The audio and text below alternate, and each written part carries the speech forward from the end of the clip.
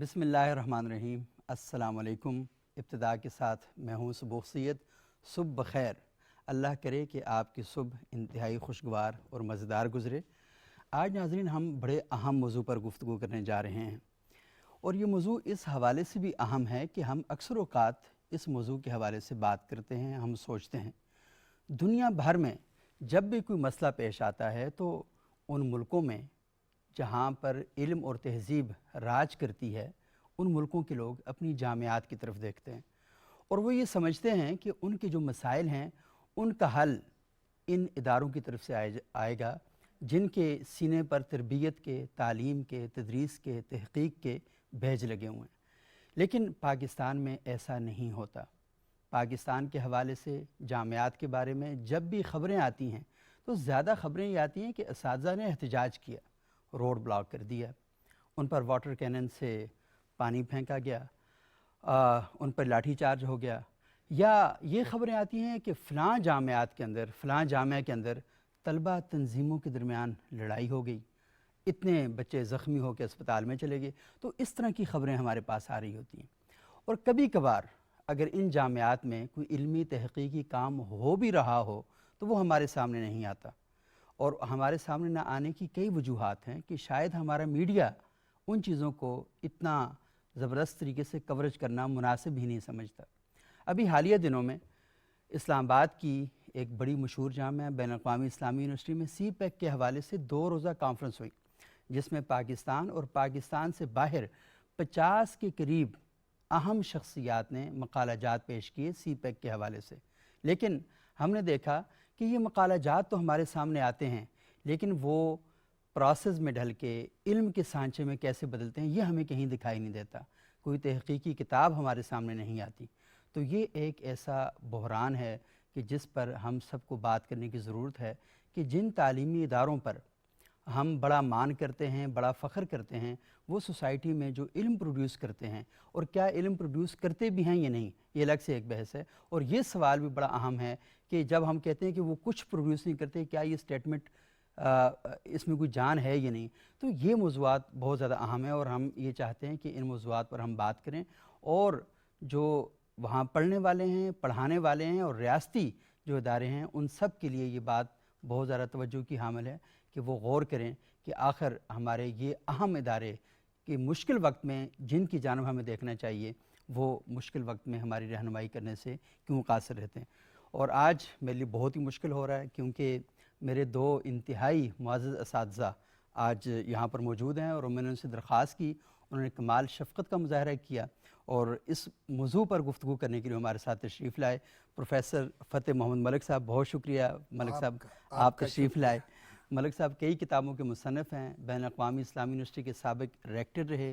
تعلیم کے ساتھ ان کا ایک ایسا قریبی اور گہرا تعلق ہے کہ ساری زندگی ان کی درسگاہوں میں گزری، اور ہم نے جب بھی دیکھا تو ملک صاحب عمر کے اس حصے میں ماشاءاللہ ہم سے زیادہ جوان ہیں، ہم سے زیادہ چیزوں کو سمجھتے ہیں، لیکن ابھی بھی کتاب کے ساتھ ان کا تعلق ختم نہیں ہوا۔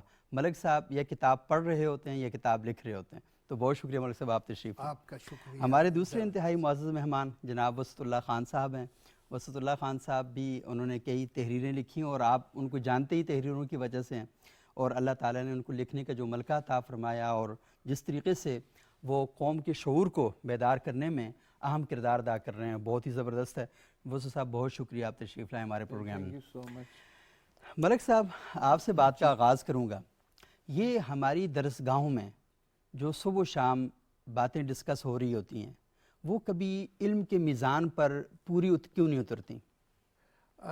اس کی بڑی وجہ یہ ہے کہ ایک عہد سے، خاص طور پہ جنرل پرویز مشرف صاحب کے زمانے میں جی یہ حکمت عملی جو ہے اپنے عروج کو پہنچی کہ آپ علم اور تہذیب کی نشو و نما کے لیے معیار کو سامنے نہ رکھیں، تعداد سامنے رکھیں۔ اچھا، کوالٹی بڑھا دی گئی، کوانٹیٹی جو ہے تو اس پہ کمپرومائز کر لیا۔ ہاں، یہ کہ بھئی کتنی یونیورسٹیاں ہیں، کہاں کہاں ہیں۔ اچھا، تحریک آزادی کے دور میں قیام پاکستان سے پہلے آج کے پاکستان میں صرف پنجاب یونیورسٹی تھی، پھر کراچی یونیورسٹی آئی، اور پشاور کا اسلامیہ کالج جو تھا وہ یونیورسٹی بنا. لیکن یہ یونیورسٹیاں تھیں، ان میں تمام موضوعات پڑھائے جاتے تھے. صحیح. اب یہ ہے کہ یونیورسٹیوں کی تعداد گنتے ہیں، یہ نہیں دیکھتے کہ اسے یونیورسٹی کا نام دینا مناسب ہے یا نہیں. یعنی جہاں ہیومینٹیز نہیں پڑھائی جاتی، علم نہیں دیا جاتا، صرف ہنر سکھایا جاتا، صحیح. تو وہ تو ایک انسٹیٹیوٹ سا ہے، ایک تجارتی اور صنعتی ادارے کے لیے تیار کرنے والے افراد کا ادارہ ہے. لیکن علم اگر ہم دیکھیں تو سب سے پرانی یونیورسٹی یہاں قائد اعظم یونیورسٹی ہے. صحیح. میں نے بھی بہت کوشش کی، سینٹ سے بھی کرا دیا جب میں وہاں پڑھاتا تھا، صحیح. کہ فلاسفی کا ڈپارٹمنٹ شروع کریں. آج تک نہیں ہوا. تو بھائی فلسفہ کیوں نہیں پڑھتے؟ سوشیالوجی کیوں نہیں پڑھتے؟ پولیٹیکل سائنس کیوں نہیں پڑھاتے؟ اس کی جگہ آئی آر کیوں ہے؟ آئی آر تو ہے ایک ملازمت پیشہ لوگوں کے لیے ایک ہنر سکھانے کا، لیکن آئی آر نکلی کہاں سے ہے؟ علم کون سا تھا اس ہنر کے پیچھے؟ صحیح. وہ تو پولیٹیکل سائنس تھی. صحیح. تو یہ جو ہے نا کہ معیار کو نظر انداز کر دیں اور یہ کہ مقدار کو بڑھا دیں، بڑھاتے جائیں، اور گننے کے شوق میں کہ پہلے اتنی تھی اب اتنی ہو گئی تعداد ان کی، تو 3-4 سبجیکٹ پڑھائے جا رہے ہیں اور کہتے ہیں یونیورسٹی ہے. تو یونیورسٹیاں جو ہیں وہ اب یونیورسٹیاں نہیں رہی جو نئی یونیورسٹیاں، کیونکہ جب تک ہیومینٹیز نہیں پڑھائی جاتی، انسانی علوم نہیں پڑھائے جاتے، تب تک تو وہ دانشگاہ نہیں ہے. دانشگاہ نہیں بن سکتی، بس وہ ہنر محض ایک کدہ ہے، ہنر سکھانے کا ادارہ بن چکا ہے. ہنر کدہ بن گیا ہے. تو یہ جو ہماری پالیسی ہے وہ ایسی پالیسی ہے کہ جس کا بانیان پاکستان سے، تحریک پاکستان سے اثبات کا نہیں، نفی کا رشتہ ہے. اب میں آپ کے کان کھانے لگاؤں کہ سب سے پہلی کتاب جو اقبال کی زندگی میں اقبال پر لکھی گئی وہ خواجہ غلام السیدین کی کتاب تھی، اقبال's ایجوکیشنل فلاسفی. صحیح. اب آپ اس شہر کی جو دارالحکومت ہے، ساری یونیورسٹیوں کے لائبریریوں میں دیکھ لیں وہ کتاب ملتی ہے. اچھا، پڑھ رکھی ہے اساتذہ نے؟ صحیح. کیا پاکستان کے بانیان، تحریک پاکستان کے قائدین نے جو تصور پیش کیا تھا کہ پاکستان قائم ہوگا، اس میں مسلمانوں کی حیات تازہ کی کوششیں ہوں گی اور وہ علم کی تجدید و ترقی سے شروع ہوں گی، تو وہ تو کسی کو کچھ پتہ ہی نہیں ہے. تو یہ جو کیفیت ہے، یہ اس سے جب تک ہم نہیں نکلتے تب تک ہم ہنرمند پیدا کرتے رہیں گے اور تعلیم یافتہ افراد ڈھونڈے سے بھی نہیں ملیں گے. اچھا ملک صاحب، یہ بات بڑی اہم آپ نے کی ہے کہ ہنرمند پیدا ہو رہے ہیں لیکن جو تہذیب یافتہ اور تعلیم یافتہ لوگ ہیں وہ نہیں ہو رہے. لیکن میرے خیال سوال تو یہ پیدا ہوتا ہے کہ یہ جو ہنرمند کا ہم دعویٰ کر رہے ہیں، کیا یہ دعویٰ بھی واقعتاً اپنے چیزوں پر پورا اتر رہا ہے نہیں اتر رہا؟ وصو صاحب یہ بتائیے گا کہ انہوں نے ذکر کیا کہ ہم یونیورسٹیاں کلیم کرتی ہیں، دعوے کرتی ہیں کہ ہماری یونیورسٹی سے اتنے پی ایچ ڈیز فارغ ہو چکے ہیں، ہماری یونیورسٹی سے اتنے ایم فل فارغ ہو چکے ہیں اور اتنے مقالے لکھے گئے ہیں. لیکن کبھی یہ نہیں کہا جاتا کہ یہ جو مقالہ ہے یہ عالمی سطح پر اس کی جب درجہ بندی ہوئی ہے تو یہ کس جگہ پر کھڑا ہوا ہے، اور یہ جو تحقیق ہمارے ہاں ہوئی ہے کیا اس تحقیق کی کوئی ضرورت تھی یا نہیں تھی؟ کیونکہ اکثر مقالے جو ہیں جب بھی پتہ چلا کہ یہ مقالے تو چوری شدہ مواد ہے، اور پھر بڑے بڑے نام جو ہیں وہاں پر ہم نے دیکھے کہ وہ سامنے آئے. تو کیا آپ پوری دنیا گھومیں، اس طرح کا کلچر، یہ صرف نمبر بنانے کا کلچر جو ہے یہ کہیں اور بھی دکھائی دیتا ہے؟ بہت شکریہ، اور اس سے بھی زیادہ شکریہ اس بات کا کہ آپ نے ایک ایسی شخصیت کے پہلو میں بٹھا دیا ہے کہ مطلب مجھے امتحان میں ڈال دیا ہے، اور میرے ساتھ زیادتی ہے کہ فتح محمد ملک صاحب نہیں جیسے آپ دونوں میرے سامنے بیٹھے ہیں تو میں بھی امتحان میں ہوں. جسے ہمارے زمانے میں کالج کہتے تھے، صحیح. بالکل. اب اسے یونیورسٹی کہتے ہیں. اچھا. اچھا، اسکول اور کالج کی حد تک جو بچے ہوتے ہیں ان کو جو علم پبلش ہو چکا ہے اس سے روشناس کرایا جاتا ہے. بنیادی جو مبادیات ہیں، صحیح. اصول ہیں، اسٹرکچر ہے، اس سے روشناس کرایا جاتا ہے، اور انہیں اس قابل بنایا جاتا ہے کہ اگر ان میں سے کچھ بچے یونیورسٹی میں جائیں تو وہ علم سازی کے عمل میں شریک ہو سکیں. ٹھیک. اچھا، علم سازی یونیورسٹی کے بارے میں کہا جاتا ہے کہ وہاں علم کریٹ ہوتا ہے. جو کالج میں پڑھایا جاتا ہے یا اسکولوں میں پڑھایا جاتا ہے یا ویسے، وہ کریٹ ہوتا ہے یونیورسٹیز، جامعات میں. صحیح. اب یہ اتنی بڑی بات ہے علم سازی کہ پھر جو علم ساز ہیں ان کا بھی ایک خاص معیار ہونا چاہیے، تبھی تو وہ کوالٹیٹیو نالج کریٹ ہوگا وہاں، صحیح. تبھی تو چیزیں آگے بڑھیں گی، نئی راہیں کھلیں گی. تو ہم جب ذکر کرتے ہیں تو مثالیں کیا ان سی ہمارے ذہن میں آتی ہیں؟ ہارورڈ، صحیح. Cambridge, Oxford. بالکل. آکسفورڈ، جارج ٹاؤن، ییل، اس طرح کی آتی ہیں صحیح. مثال.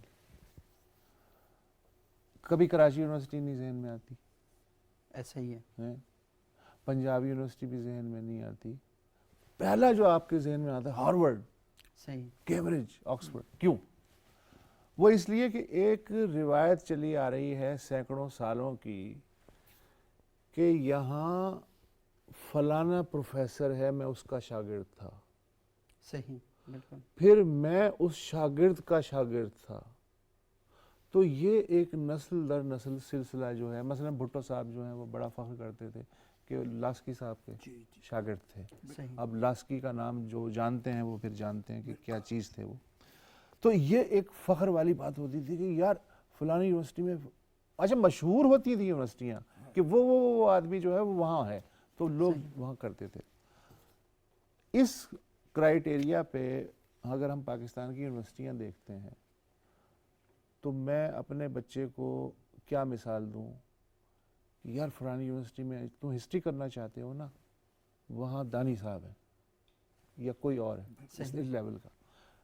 اب رول ماڈل یا وہ جو مثال ہے کہ بھئی وہاں چلے جاؤ، وہ نہیں ہے. وجہ کیا ہے؟ وجہ یہ جیسے ملک صاحب نے فرمایا، ایک ٹریجڈی تو خیر ہمارے ہاں 74 سال سے ریپیٹ ہو رہی ہے، لیکن واقعی پرویز مشرف کے زمانے میں ایک ٹریجڈی ہوئی کہ یہ جو ہائر ایجوکیشن کمیشن تھا، صحیح.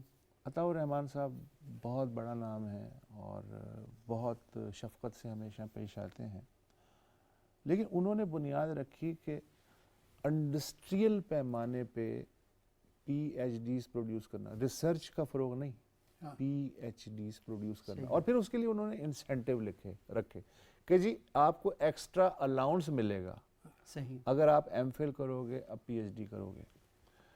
دیکھو پی ایچ ڈی جو ہے وہ کبھی پیسے کے لالچ میں نہیں ہوتا، ورنہ وہ اس کی کوالٹی الگ ہوتی ہے. صحیح. بالکل. اگر میں جنونی ہوں، اگر میں کچھ میرا خیال ہے کہ میں یہ ثابت کر سکتا ہوں، اگر میں آدھا پاگل ہوں تب جا کے میں کچھ پروڈیوس کروں گا اس پی ایچ ڈی کو ایز اے ٹول استعمال کر کے. لیکن اگر میں پی ایچ ڈی صرف اس لیے کر رہا ہوں یار میرا 1500 روپے بڑھ جائے گا، 2500 بڑھ جائے گا، ایک انکریمنٹ لگ جائے گا، تو اس کی کوالٹی کیا ہوگی؟ اچھا اس کا نتیجہ یہ نکلا کہ پھر شارٹ کٹس کریٹ ہونے شروع ہو گئے کہ بھئی ڈگری تو لینی ہے، ڈاکٹر تو اپنے نام کے ساتھ لگانا ہے. تو پھر جو جرنلز جن میں کہ وہ چھپنا ہوتا ہے، جو سپروائزرز کہ جنہیں وہ اسیسمنٹ کرنی ہوتی ہے کہ تھیسس کی کوالٹی کیا ہے، سارا سسٹم کریٹ کیا گیا. صحیح. بالکل. اور وہ جو ہوتا ہے نا کہ ٹرائل بائی فائر، مطلب پی ایچ ڈی کا تھیسس ملک صاحب جی کوئی مذاق تو نہیں ہوتا تھا. صحیح. ٹرائل بائی فائر کے جوری بیٹھی ہوئی ہے, میں نہیں جانتا کہ ان میں کون کون ہے, میں نے صرف نام سنے میں, اور ان کا اس یونیورسٹی سے کوئی لینا دینا نہیں ہے, کوئی کسی کے رشتہ دار نہیں ہے. وہ آ کے میرے ساتھ وہ ایک صفاقی کے ساتھ ایک پوسٹ مارٹم کریں گے صرف یہ جاننے کے لیے کہ میں نے کتنا سیکھا یا میں کتنا سکھا سکتا ہوں, اور اس میں 100 میں سے 10 15 20 یہ کلیئر ہوتے تھے, باقی نہیں ہوتے تو انہیں کہہ دیتے تھے جی اس میں یہ کر لیں, یہ کر لیں. اب یہ ہے کہ میں اگر نہیں یہ مقالہ لکھ سکتا اور سبک سید اس کا اہل ہے تو میں اسے پیسے دوں گا کہ یار تو میرے لیے یہ کام کر دے. اچھا, اور پھر مجھے یہ بھی پتا ہے کہ فلاں فلاں جرنل جو ہے, فلاں فلاں پروفیسر جو ہے, فلاں فلاں جو گائیڈ ہے اس کے فلانا جاننے والا ہے, تو وہ سپروائزر ہو جائے گا اور وہ تھیسس کی اسیسمنٹ کی کمیٹی بن جائے گی. پورا ایک ریکٹ ہے. صحیح. تو اس کے نتیجے میں انڈسٹریل پیمانے پہ ماشاءاللہ بہت پی ایچ ڈیز وغیرہ ہوئے, لیکن جو ایک ٹھوس علم سازی ہوتی ہے اس کی کیا صورت ہے. اچھا, پھر ایک اور مسئلہ یہ ہے کہ یونیورسٹیاں سروائیو کر ہی نہیں سکتی اگر اس میں کسی بھی سبجیکٹ پہ, سائنٹیفک ہو, ہیومینٹیز سے تعلق ہو, میں کھل کے بلا خوف و خطر کوئی بھی سوال نہ اٹھا سکوں. صحیح, بالکل. اس چار دیواری کے اندر, اس کلاس روم کے اندر, اور وہ بحث اس کلاس روم کی امانت ہوتی ہے. صحیح. لیکن اگر میں یہ سوچ رہا ہوں کہ یار میں یہ سوال کروں یا نہ کروں, اس سبجیکٹ پہ میں کوئی مختلف بات کرتا ہوں تو کیا ہوگا, نہیں ہوگا, وہاں آپ نے جو علم کا پودا ہے اس پہ گرم پانی ڈال دیا. اب اور آپ انتظار کر رہے ہیں کہ اب وہ درخت بنے گا, وہ امپاسبل ہے. یہ جو آکسفورڈ, ہارورڈ وغیرہ کے ہم نام لیتے ہیں, یہ کیوں ہیں؟ وہاں کھل کے بحث ہوتی ہے. مجھے جو کہنا ہے میں کہوں گا, ملک صاحب کو جو اس کا کاؤنٹر آرگومنٹ دینا دیں گے, مطلب تلخیاں بھی ہو جاتی ہیں, دھواں دھاری. اچھا, وہ دھواں دھاری علم کے لیے بہت ہی صحت مند چیز ہے, اسی سے تو نئی چیزیں کریٹ ہوں گی. وہ ہمارے ہاں کلچر نہیں ہے. اور اب تو یہ صورتحال ہے کہ ٹیچر جو جرنل کنسنسس ہے سوسائٹی میں یا ریاست کی سطح پہ, اس سے الگ کسی چیز کی انٹرپریٹیشن کرتے ہوئے ڈرتا ہے, ایون اس طرف, اس سبجیکٹ کی طرف جاتے ہوئے ڈرتا ہے. تو جہاں یہ صورتحال ہو وہاں علم سازی کیسے ممکن ہے؟ آپ یہ دیکھیں کہ ٹاپ 500 یونیورسٹیز, مختلف ادارے ہیں دنیا میں, کچھ اچھے ادارے ہیں جو اچھی لسٹ بناتے ہیں, کچھ جو ہے کاروباری کنسنٹریشن کے ساتھ بناتے ہیں. جو بھی لسٹ اٹھا کے دیکھ لیں, اس میں پاکستان میں الحمدللہ اس وقت 200 سے زائد سرکاری اور نجی یونیورسٹیاں ہیں. صحیح, بالکل. ٹھیک ہے. کبھی تو میں ٹاپ 100 کی نہیں بات کر رہا, میں آپ سے ٹاپ 200 کی بھی فرمائش نہیں کر رہا. ٹاپ 500 میں کبھی تو ایسا ہو کہ 22 کروڑ کا یہ ملک, جس کی ایک بر صغیر کے حوالے سے سائنس کی, ہیومینٹیز کی, فلسفی کی, مذہبیات کی ایک طویل تاریخ ہے اور اس میں بہت ستارے ہیں, اس اثاثے کے موجودگی میں ان ٹاپ 500 میں کسی یونیورسٹی کی, کسی فیکلٹی کے, کسی ایک شعبے کا نام ہی آ جائے. ہر 2-3 سال بعد ایک کوئی یونیورسٹی آف ٹیکنالوجی آ جاتی ہے, کوئی یونیورسٹی آ جاتی ہے, اور پھر اس کے بعد وہ غائب ہو جاتی ہے. کنسسٹنسی نہیں ہے. جبکہ ایران, ہماری 22 کروڑ کی آبادی ہے نا, ایران, ان کا بھی ظاہر ہے کہ علمی تسلسل تو ہے. صحیح, بالکل. ایران میں ٹاپ 500 میں اینی ٹائم آپ کو 4 سے 6 یونیورسٹیاں ملیں گی. لیکن جس طریقے سے جستجو, علم, تحقیق, سوال کرنے کی جو ایک کلچر ہے, وہ جگہ دلاتی ہے نا آپ کو, اور وہی پھر آپ کو رسک لینے پہ مجبور کرتی ہے.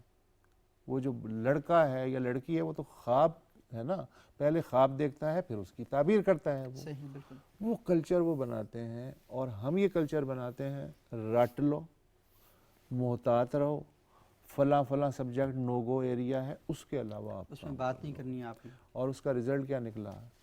ضیاء الحق کے زمانے میں سائنٹیفک کانفرنس ہوئی تھی جس میں بین الاقوامی کروڑوں روپیہ خرچ ہوا تھا پوری دنیا سے، سائنس عالم اسلام سے.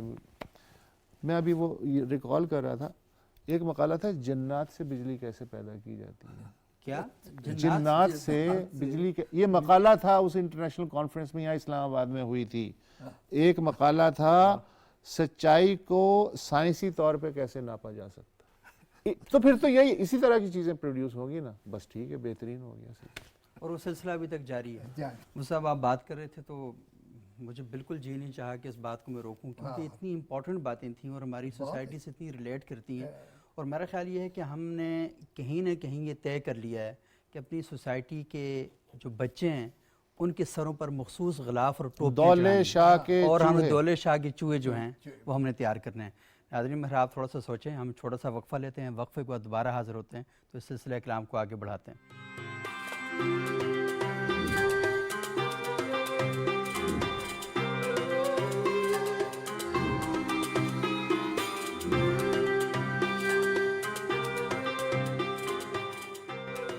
ناظرین وقفے کے بعد ایک بار پھر پروگرام میں خوش آمدید. آج ہم جو گفتگو کر رہے تھے بڑی فکر انگیز گفتگو کی وسعت اللہ خان صاحب نے بھی اور پروفیسر فتح محمد ملک صاحب نے بھی، اور آپ یقین مانیں کہ یہ ہماری آنکھیں کھول دینے کے لیے کافی ہے. آج تک جتنے سوال آپ کے ذہنوں میں یہ پیدا ہو رہے ہیں اور آپ شکایت کرتے ہیں کہ آپ کے بچے اتنا خرچہ کرواتے ہیں نتیجہ کیوں نہیں دیتے، اور آپ پریشان ہو رہے ہیں کہ یہ ہاسٹلوں میں رہتے ہیں ان پر اتنا خرچہ ہوتا ہے اور نتیجے کے طور پر یہ کچھ سامنے نہیں آتے. ملک صاحب عجیب سے ایک بات آپ کو شیئر کروں. واٹس ایپ پر ایک گروپ بنا ہوا ہے، اس میں خیبر پختونخوا کے کئی لوگ ہیں جنہوں نے پی ایچ ڈی کر رکھی ہے، اور وہ اس بات کا رونا رو رہے ہیں کہ ہم نے پی ایچ ڈی کر لی ہے. میں تعداد آپ کو نہیں بتاؤں گا، لیکن وہ یہ کہہ رہے ہیں ہمیں جابز نہیں مل رہی. اچھا، یعنی پی ایچ ڈی کر رہی ہے، ان جاب نہیں مل رہی. انہوں نے گروپ میڈیا کے لوگوں کے لیے بنایا کہ ہماری جابز کے لیے کوئی بات کریں آپ. یعنی تحقیق کرنے کے بعد تحقیق و تحقیر، تحقیق و تحقیر، بہت اچھا. ہاں ہاں یہ ساتھ چل. تو مجھے بتائیے گا کہ وسعت صاحب جو بات کر رہے ہیں کہ ہم نے لوگوں کو ٹوپیاں پہنا دی ہیں، شاہدولے کے چوہے ہم بنانا چاہ رہے ہیں، تو مجھے بتائیں کہ تازہ ہوا جب آپ ان وجود کے اندر نہیں داخل ہونے دیں گے، کوئی آپ آزادی نہیں دیں گے، تو یونیورسٹیاں کیسے پروان چڑھیں گی؟ آپ تو ساری زندگی یونیورسٹیوں میں رہے، بڑے اہم عہدوں پر، مسئلہ کہاں پر ہے؟ آپ کے اس سوال سے پہلے وسعت اللہ خان صاحب کی گفتگو سے مجھے دو واقعات یاد آئے. اچھا. ایک واقعہ وہ ہے کہ جب میں اقبال چیئر تھا ہائیڈلبرگ یونیورسٹی میں، جی تو میری ٹرم ختم ہوئی تو میرے ایک عزیز دوست اور بہت اچھے انٹرنیشنل ریلیشنز کے استاد، انہیں اقبال چیئر کے لیے پرپوز کیا گیا. اچھا. تو یونیورسٹی ریجیکٹ کر دیا. اچھا. تو سفیر صاحب نے مجھ سے کہا کہ تم وہاں رہے ہو اتنا عرصہ، تو مجھ پہ پریشر ہے کہ اس آدمی کو ایکسیپٹ کرانا. اچھا. تو مدد کرو. میں نے کہا ٹھیک ہے میں حاضر ہوں. میں ملا. کہنے لگے بھائی دنیا بھر میں ہر پڑھا لکھا آدمی جانتا ہے کہ ڈاکٹر اے ایچ دانی جو ہیں وہ آرکیالوجی کے پروفیسر ہیں. صحیح، بالکل.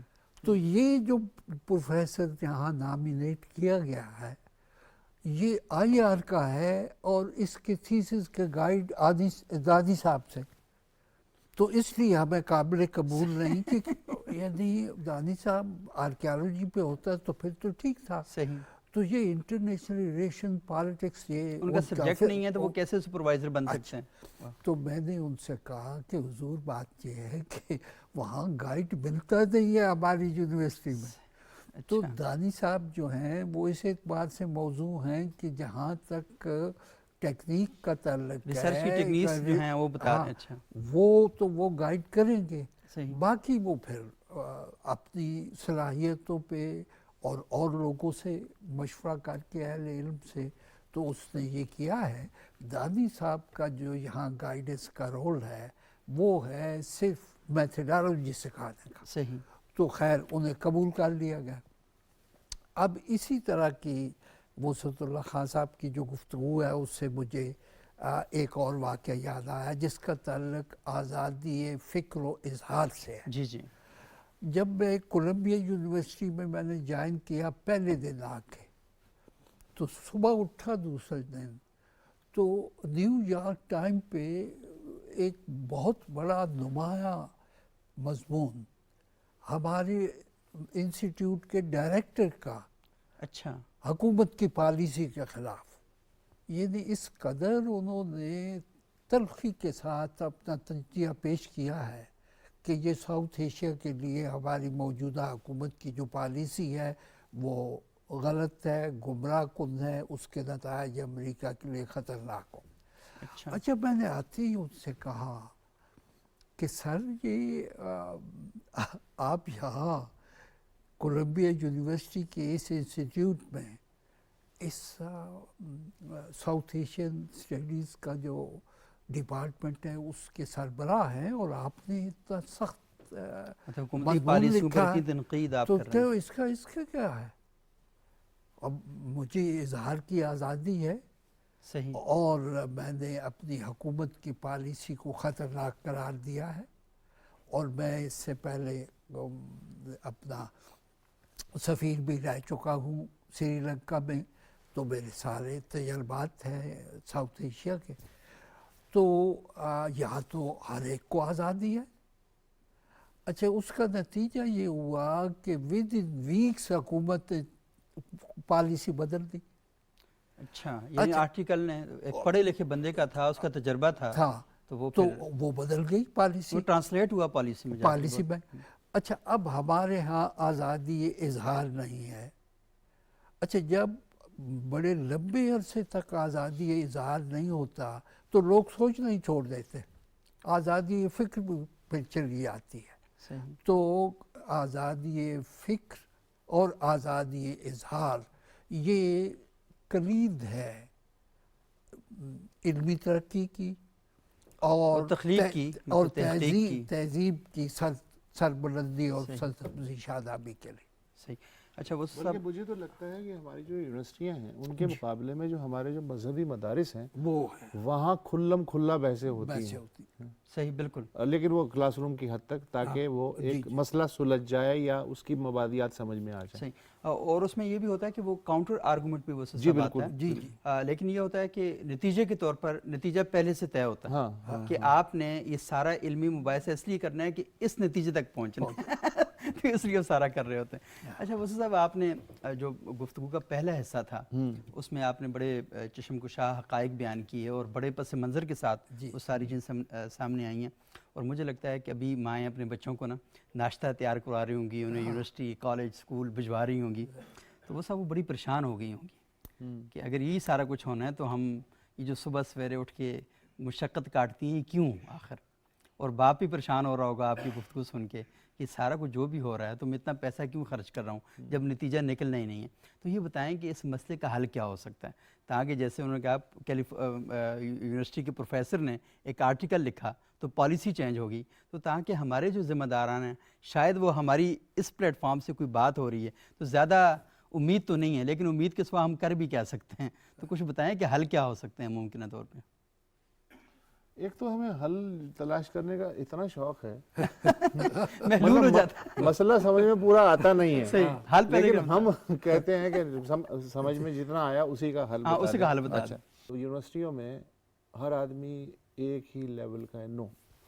میں ایسے بہت سارے سائنٹسٹ کو جانتا ہوں اور ہیومینٹیز کے ایکسپرٹس کو جانتا ہوں جو بیچارے وطن کی محبت میں کہ ان لوگوں کو بھی کچھ دے دیں،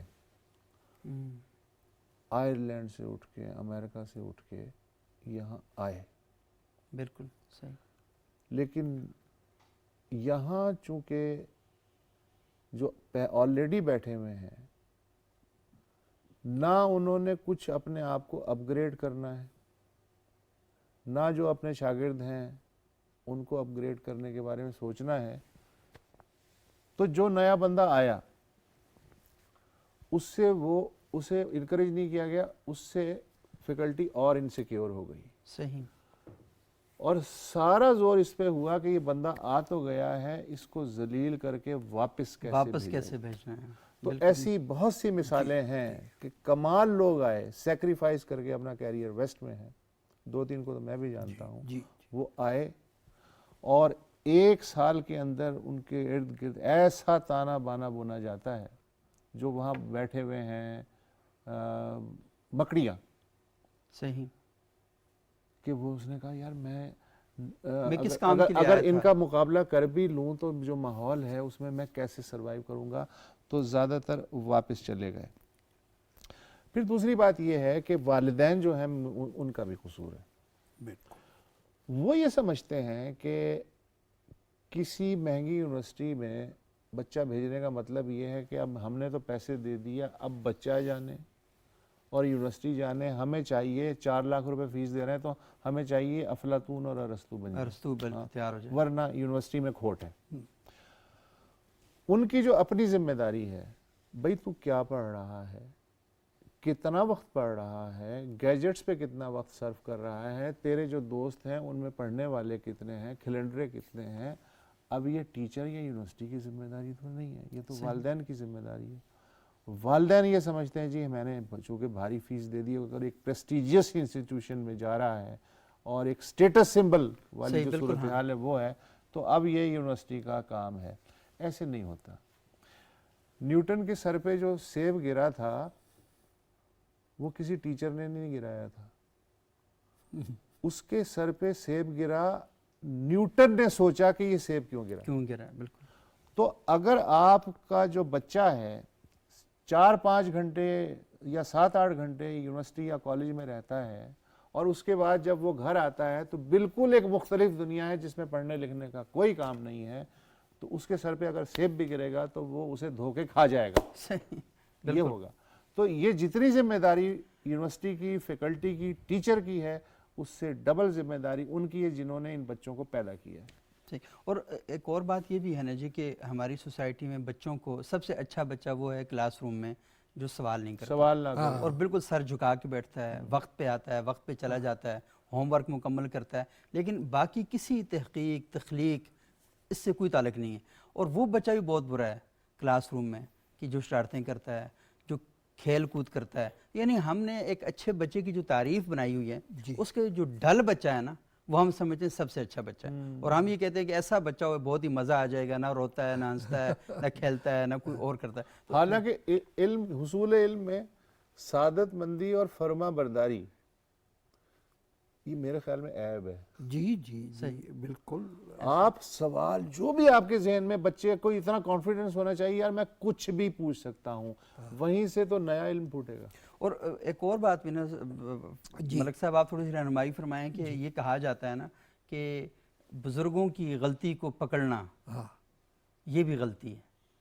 تو جس معاشرے کے اندر یہ والی بات کی جائے کہ نہیں آپ کسی بڑے کی, مطلب ادب احترام اپنی جگہ پر موجود ہے, لیکن یہ کہ اگر کسی ہم اپنے بزرگ کی کتاب میں سے کوئی ایسا نقطہ تلاش کر لیتے ہیں یا ہمیں مل جاتا ہے جو ہمیں لگتا ہے کہ نہیں عقل و خرد کے معیار پر پورا نہیں اترتا, تو ہم اس پر بحث کرتے ہیں. تو ہمیں جو سکھایا جاتا ہے وہ ہم اس خوف کے ساتھ کرتے ہیں کہ ہمیں گناہ کا بزرگان گرفتن خدا جی ہاں یہ کرتے ہیں. تو یہ جو مزاج ہے اسے ہم کیسے بدل سکتے ہیں؟ یہ کتنی بڑی رکاوٹ. ہاں اس میں ایک بڑی رکاوٹ یہ آ گئی کہ ہم نے اپنا پرائمری سے لے کے تو سیکنڈری تک کا جو نصاب تعلیم ہے, نظام تعلیم ہے, وہ فارن فنڈڈ NGOs کے سامنے گروی رکھ دیا. صحیح. اچھا, نتیجہ یہ کہ ہمارے بچے اخلاقیات سے لے کر علم و ہنر کے جو بنیادی ہے عناصر ان سے بے خبر رہ گئے ہیں. وہ نصاب اگر دیکھیں آپ تو لگتا ہے کہ وہ ہمیں بس ایک روبوٹ بنانے والا نصاب ہے, اس پہ اخلاقیات کا اور اس کا کوئی لمبا چوڑا عمل دخل نہیں ہے. صحیح. اچھا, پھر یہ ہے کہ بھئی گھر کا جو ماحول ہے اور معاشرے کا محلے کا جو ماحول ہے اس میں علم کی کوئی اہمیت رہی نہیں ہمارے یہاں، افسوسناک بات ہے۔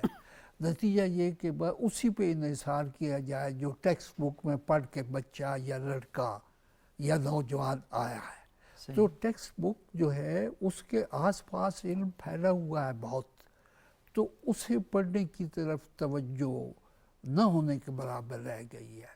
خالی کوئی لوگ ہوں گے ہمارے سامنے اس طرح سے نہیں آ رہے۔ تو پہلا کام تو یہ ہوگا کہ ہمیں بحیثیت قوم اپنا پرائمری سیکنڈری کا جو نصاب تعلیم ہے وہ اپنے ہاتھوں میں لینا ہوگا، اور اپنی جو تہذیبی اور دینی اور سیاسی روایات چلی آ رہی ہیں ان کے مطابق اسے ڈالنا ہوگا۔ اگر وہ این جی اوز کے ذمہ رہے گا تو این جی اوز جس کا کھاتی ہیں اسی کا گاتی ہے۔ تو یہ میری نظر میں یہ بنیادی بات ہے۔ پھر اس کے علاوہ والدین کا صرف یہی کام نہیں ہے کہ اچھے کپڑے سلوا دیں بچوں کو، یونیفارم دے دیں اور پہنچا دیں اور لے آئیں، جب گھر آ جائیں تب بھی تعلیم اور تربیت کا ہونا چاہیے۔ آپ کو گھر میں اپنا بھی ایک کریکٹر رکھنا ہوگا تاکہ آپ کے بچے وہاں سے لرن کر سکیں اور ایکسٹرا کریکولم جسے کہتے ہیں وہ تو ایک طرح سے غائب ہی ہو گئی ہے۔ کوئی بچہ ہوگا کہ جو غیر نصابی کتابیں بھی پڑھتا ہو اور یہ شوق رکھتا ہو۔ صحیح، یہ بڑا اہم ہے۔ وسیع صاحب یہاں پر آپ دیکھ رہے ہیں کہ جس سوسائٹی کے اندر ہم رہتے ہیں عموماً یہاں پر یہ گفتگو کی جاتی ہے اور بڑا سادہ سے حل دیے جاتے ہیں کہ پورے ملک کا ایک جیسا نصاب کر دیا جائے تو نتیجے کے طور پر ایک شاندار قوم وجود میں آ جائے گی۔ یہ کبھی کہا جاتا ہے جی کہ یونیورسٹیاں یہ چیزیں پڑھائیں اور مدارس یہ چیزیں پڑھائیں، نتیجے کے طور پر ہم ایک بڑی شاندار قوم بن جائیں گے، اور اس طرح کی باتیں زیادہ ہمارے سامنے آتی ہیں۔ اور پھر یہ بھی کہا جاتا ہے کہ یہ جو تعلیمی ادارے ہیں یہ اصل میں سوسائٹی کے اندر ایک خاص قسم کا ذہن پیدا کر رہے ہیں، یہ تعلیمی ادارے ہیں یہ کلرک پیدا کرنے کے لیے ہیں، یہ باس پیدا کرنے کے لیے ہیں، یہ ایک خاص ذہن کے لوگ پیدا کرنے کے لیے۔ جب یہ ساری چیزیں ہمارے سامنے ہوں گی تو کنفیوژن تو اصل میں سوسائٹی کے اندر آپ نے پیدا کر دی، وہاں پہ حل آپ کے پاس کچھ بھی نہیں ہے، اور آپ ہر مسئلے کے اوپر ایک قومی اجلاس بلاتے ہیں، قومی سلامتی کا ایشو ہے تو قومی سلامتی کا اجلاس بلاتے ہیں۔ تو کیا ایسا نہیں ہونا چاہیے کہ پورے پاکستان کے یونیورسٹیز کے اندر پڑھانے والے لوگ ہیں، یہ جو باہر سے بڑی محبت سے پاکستان آتے ہیں، ان لوگوں کو اکٹھا کر کے کوئی قومی تعلیمی پالیسی بنائی جائے تاکہ ہمارے جو بچے ہیں وہ، کیونکہ بچے کن ذہن تو نہیں ہیں نا جی، بچے تو ہمارے جیسے باقی دنیا کے بچے اسی طرح کے بچے ہیں، فریم جو آپ دیتے ہیں بچے اس کے مطابق چل رہے ہوتے ہیں۔ کیا ایسا کوئی نہیں ہو سکتا کہ کوئی اس طرح کا اقدام کیا جائے؟ ہو سکتا ہے، اور خواب دیکھنے پہ بھی کوئی پابندی نہیں، کوئی بھی خواب دیکھ سکتے ہیں۔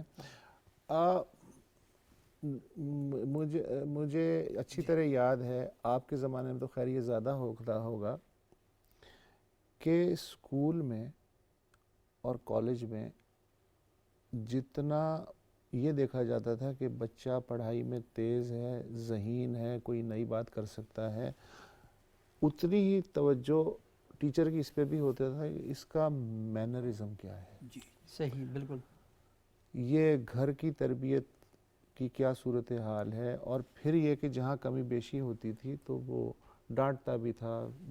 ہمارے زمانے تو ڈنڈا بھی چلتا تھا، ناخن نہیں کاٹے، نہا کے نہیں آئے، کپڑے نہیں استری کیے، جوتے کیسے پہنے ہوئے، کل شام کو آوارہ گردی کہاں کر رہے تھے، یہ سارا ایک انڈائریکٹ وہ ہوتا تھا، تعلیم ہوتی تھی کہ آپ کو انسان کا بچہ بنایا جائے، جو بیسک مینرزم ہے وہ سکھایا جائے۔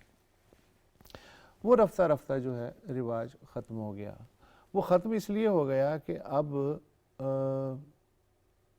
میں نے جیسا کہ پہلے عرض کیا کہ میں بھاری فیسیں دے کے کسی اسکول میں بھیجتا ہوں۔ صحیح۔ اچھا، وہاں جو ٹیچر ہے وہ جو 30 کی کلاس کو پڑھا رہا ہے، اس کی اپنی تنخواہ اس 30 میں سے ایک بچے کی فیس سے بھی کم ہے۔ بالکل ایسا ہی۔ تو وہ کیوں انٹرسٹ لے گا؟ وہ تو اپنے آورز پورے کرے گا نا، وہ تو اپنا آج یہ لیسن پڑھا دیا، آج فلانا لیسن پڑھا دیا۔ وہ جو ٹیچر اور بچے کا رشتہ ہوتا تھا کہ جی وہ اسکول کے بعد بھی ایکسٹرا کلاسیں لے رہا ہے، ایسے ہی لے رہا ہے، ایسے ہی بالکل مفت. یا یہ کہ اسمبلی سے پہلے آ جاؤ صبح 7 بجے، اور جو نہیں آتا تھا اس کی پٹائی ہوتی تھی کہ تو کیوں نہیں آیا ہے، اور گھر پہ آ کے تو پڑھنا چاہے گھر پہ آ کے پڑھ لے. راستے میں استاد جا رہا ہے، کھڑا کر کے اس نے پوچھ لیا بچے نے کہ جی یہ سمجھ میں نہیں آ رہا، اس نے وہیں سمجھانا شروع کر دیا. تو یہ تھا ایک ٹوٹل ریلیشن شپ. صحیح. اور اس کی وجہ سے پھر ہم جو آج کہتے ہیں جی ہمارا تو فلانا بھی آدمی تھا، بڑا آدمی، وہ بڑا آدمی اس ماحول نے بنایا تھا. صحیح. آج ہم نو ڈاؤٹ کہ پہلے سے زیادہ کوالیفائڈ لوگ پیدا ہو رہے ہیں، لیکن چونکہ مینرزم والا لنک ٹوٹ گیا ہے، اس لیے وہ شفاق مٹیریلسٹک پڑھے لکھے روبوٹ پیدا ہو رہے ہیں. صحیح بالکل. اگر مینرزم ہوتا تو اس بات کا 10% امکان تھا کہ وہ جو ڈاکٹر ہے، جب وہ ڈاکٹر بنے گا وہ بچہ، تو وہ فیس تو لے گا، لیکن جو فیس دینے کے قابل نہیں ہے ان سے فیس نہیں لے گا. یہ جو انجینئر بنے گا کوئی بچہ، تو وہ ہو سکتا ہے کہ رشوت بھی لے، لیکن وہ جو سٹرکچر بنا رہا ہے اس پہ کمپرومائز نہیں کرے گا، اس مینرزم کی وجہ سے جو اس نے اسکول یا کالج میں سیکھا ہوگا.